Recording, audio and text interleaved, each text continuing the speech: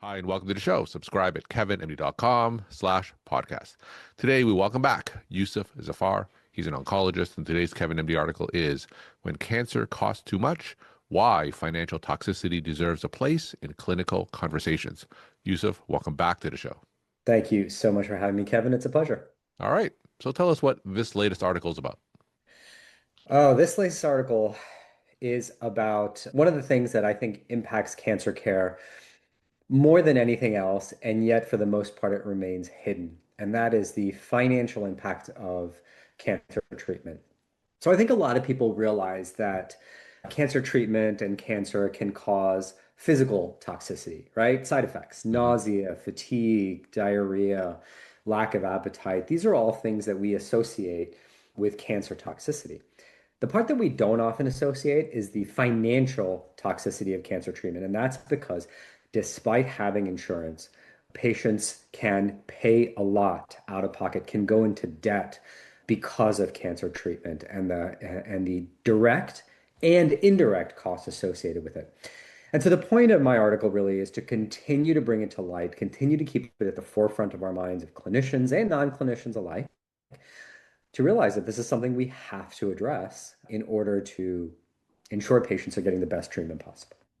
So, give us some clinical scenarios where that financial toxicity impacts patients. Is it things like deductibles and chemotherapy leading into deductible payments, and they're not able to have get their medicines because of finances? So, just give us examples of what exactly that might look like.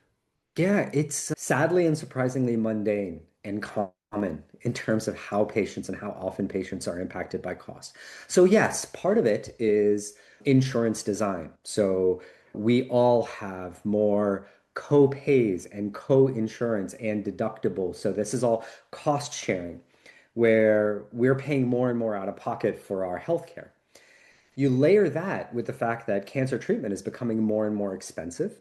So more of the higher costs are being shifted over to patients. And so being on one particular drug for the course of a year could cost a patient thousands, if not tens of thousands a year.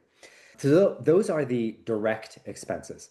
Then there are indirect expenses as well. So travel to cancer treatment, special diets, lodging, medical equipment, time off work, childcare.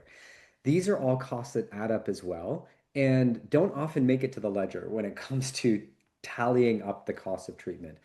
So both of these direct and indirect costs can have a real impact on how patients experience their treatment. Do you have cases where patients forego their cancer treatment because of these direct or indirect costs? Yeah, absolutely. I think the sad part of it is that when patients are foregoing their treatment, they're often doing it in silence. So it's not like saying, oh, okay, you cannot be on drug A because you can't afford it, so we'll switch to drug B. More often than not, it's that a patient is prescribed a drug, and now more and more, a lot of cancer drugs are oral, right? They're Mhm. pills.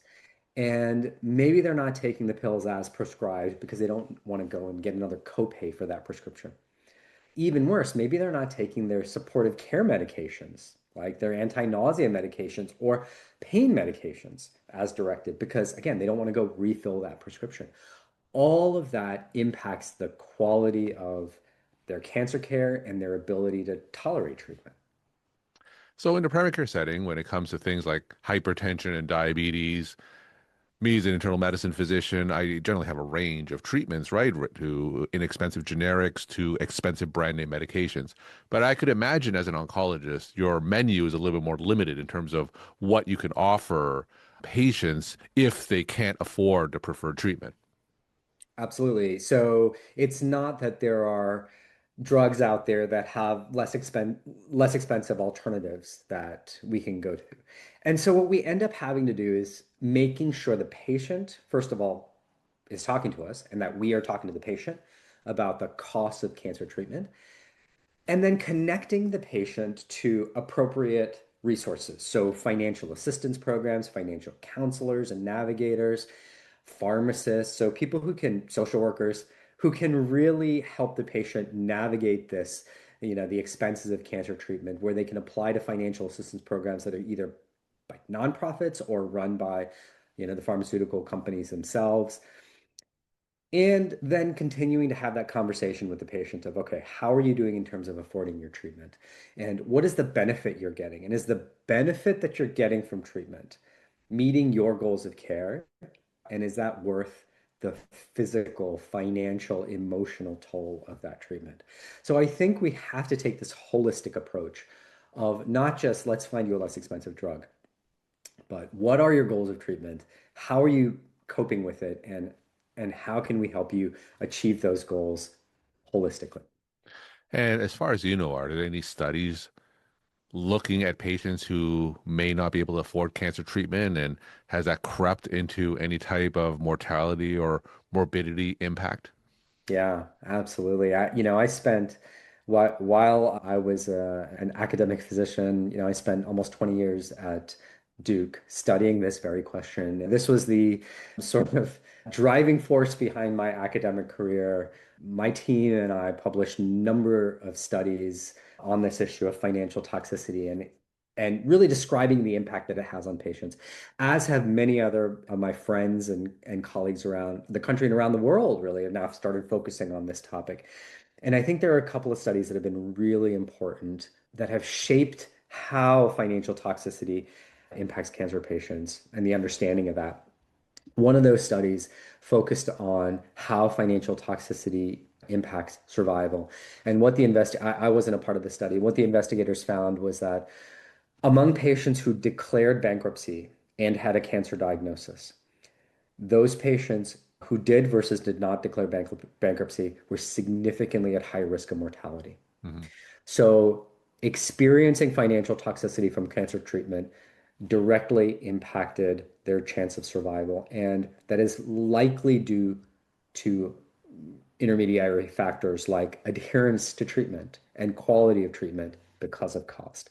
So, yes, there's a lot of evidence that it has a direct impact on the quality of cancer treatment and how well patients do. And in general, how are costs approached during an oncology visit? I can imagine patients come to you already overwhelmed because of the diagnosis, and you add the stress of financial toxicity on top of that. I'm sure it's a very delicate conversation. So, in general, how do oncologists approach that tricky subject? I think we are doing a better job approaching it today than we did 10 years ago, but we still have a lot of room for improvement. So, what I've always talked about throughout my career and what others are talking about as well today is when you talk to a patient about their cancer treatment, let them know that there might be costs associated with it. And, as an oncologist, I might not have all the answers. I might not know what the cost of one particular treatment is versus another. But just having that discussion and opening that pathway of a conversation for a patient, I think makes them more comfortable. And the evidence suggests that as well. And it allows us to then identify resources for that patient, like a financial navigator or a social worker who may be able to help further. So I think what we've been talking about and what those of us who've done a lot of work in the financial toxicity field have discussed is just start with a simple question, right? Are you able to afford your treatment?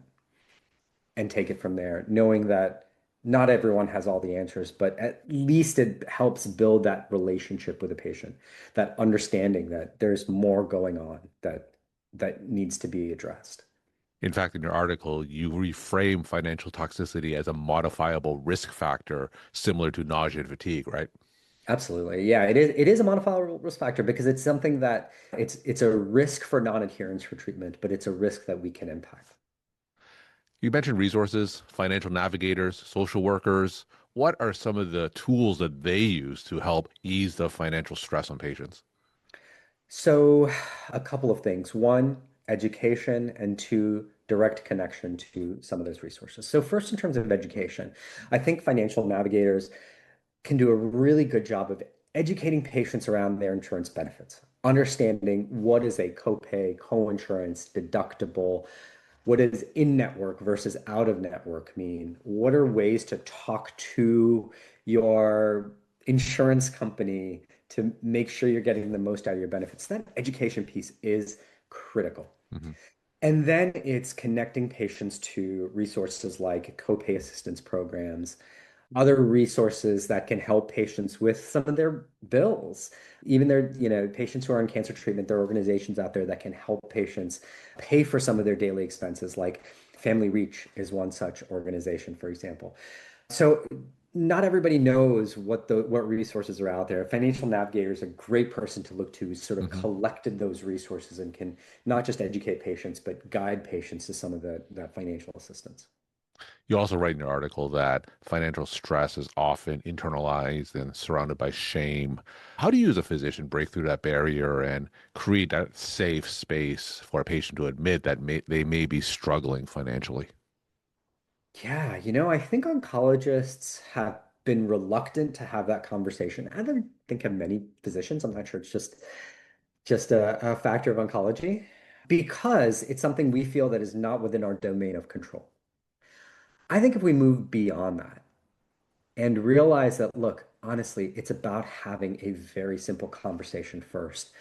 Taking that first step, and like I said, asking a patient a simple question like, hey, are you having trouble paying for your care? All that does is build a relationship, build the trust and that two-way communication where maybe something can come of it.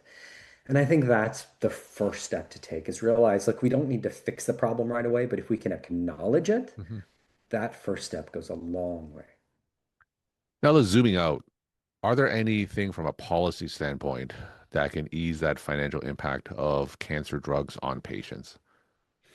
I think there is. And you think about the stakeholders who are involved, right? It's the pharmaceutical industry, it's the insurance industry, and it's health systems and providers. We're part of that. We're part of the problem as well. And I think we have to acknowledge that too. I think looking for ways to de decrease that cost sharing that patients see, I think is in a really important first step of, Hmm. for treatments where we know there is a benefit, where we know it can save lives and increase the length of lives and improve quality of life.